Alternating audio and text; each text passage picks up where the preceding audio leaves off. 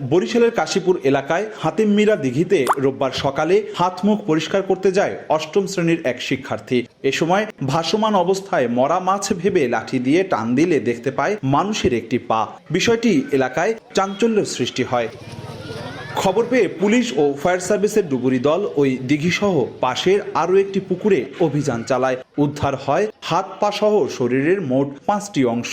সকাল দাঁত মাজে আমি মুখ দিতে আসছি দিঘিতে আসার পর দেখি একটা মাছ বড় মাছ বসে আমি এবার ওটাকে লাঠি দিয়ে পাশে আনলাম টানে আনার পর দেখি একটা হাড়। প্রথম বড় পুকুরে একটা হাড় পাইলো, তারপরে এইখানে পাইলো।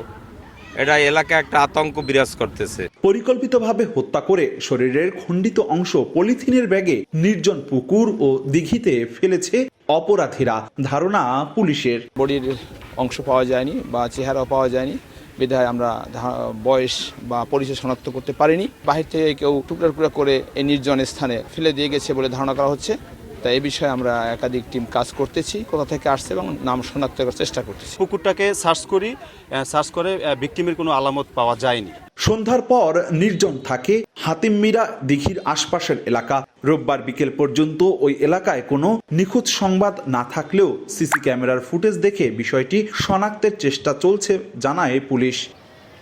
অপূর্ব অপু, সময় সংবাদ, বরিশাল।